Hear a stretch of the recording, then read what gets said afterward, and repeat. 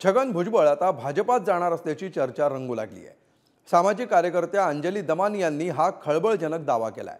गेल्या काही वर्षातला राजकारणाचा पॅटर्न पाहता याबाबत विरोधकांना काही आश्चर्यही वाटत नाहीये। पण समजा असं झालंच तर राज्याच्या आणि देशाच्या राजकारणाचं चित्र बऱ्याच अंशी बदलण्याची शक्यता आहे।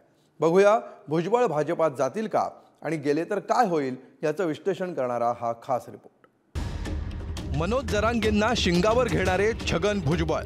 ही दादागिरी जर चालू राहील तर दादागिरीला दादागिरीनंच उत्तर दिलं जाईल हे सुद्धा इथं ठाऊक।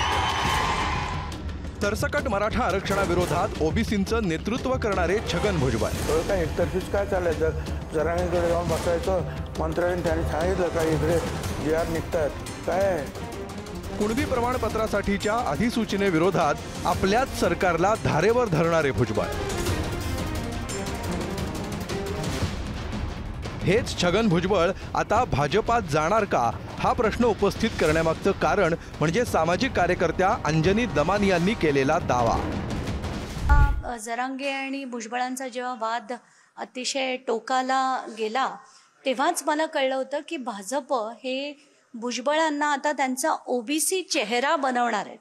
म्हणजे फक्त राज्य पातळीवर नाही तर राष्ट्रीय पातळीवर ते त्यांना ओबीसी चेहरा बनवणार आहेत आणि त्यासाठीच त्यांना आता मोठं केलं जातंय असं मला डिसेंबरमध्ये कळलं होतं। पण त्यानंतर मला म्हणजे कोणालाच विश्वास पटणार नाही, असं वाटतं की बहुतेक तरी असं काही होणार नाही।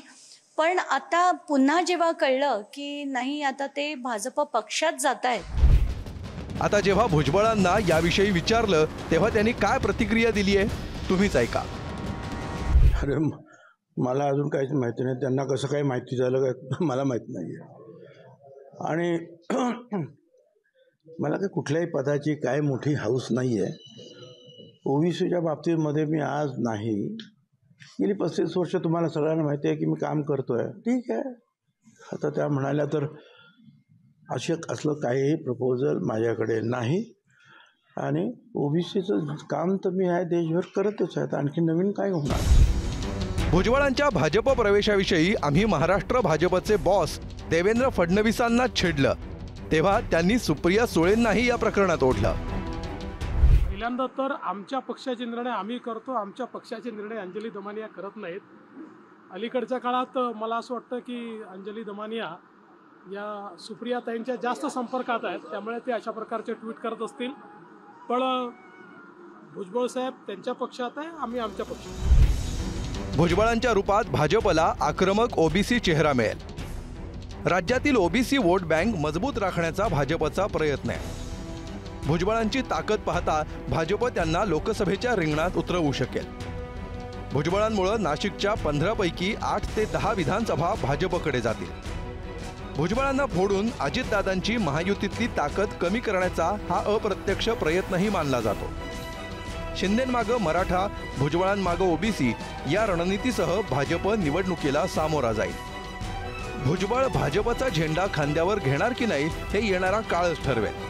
पण तसं घडलंच तर आश्चर्य वाटणार नाही असं विरोधक म्हणतात। एक मनात संभ्रम होता की भारतीय जनता पार्टी छगन भुजबळांना उचकवून अशा पद्धतीनं भूमिका मांडते, कारण भारतीय जनता पार्टी दुटप्पी पद्धतीनं वागतच असते। एकीकडे मराठ्यांना चुचकारायचं आणि एकीकडे ओबीसींना छगन भुजबळांच्या मार्फत चुचकारायचं। आणि मला वाटत नाही जर छगन भुजबळ भारतीय जनता पार्टीत गेले तर फार मोठं आश्चर्य महाराष्ट्रात घडेल असं मला वाटत नाही। भुजबळांना बळ देण्याचा मानस आहे की नाही हे भाजपलाच ठाऊक। मात्र निर्णय घेण्यापूर्वी संजय राऊत आणि अंजली दमानी यांनी भाजपला काही गोष्टींची आठवण करून दिली आहे।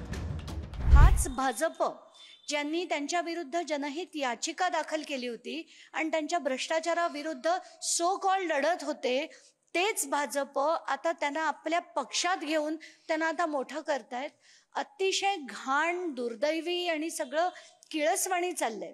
म्हणजे पूर्वी कसं होतं, राजकीय पक्ष अंडरवर्ल्डच्या लोकांना वापरायचं, तर आता आपण महाराष्ट्रात बघतोय की भाजप सर्रास भ्रष्टाचारी असो, काही असो, त्याच्यावर कुठल्याही केसेस असो, काहीही चालेल, पण त्यांना तो माणूस का हवाय, तर त्यांना कुठच्याही परिस्थितीत लोकसभा जिंकायची आहे हे त्याच्यावरनं स्पष्ट दिसतंय। बीजेपी ने उनके ऊपर जो आरोप लगाए थे उस वक्त नेताओं ने जेल में भेजा था उनको, अब उनकी फाइल नहीं मिल रही है।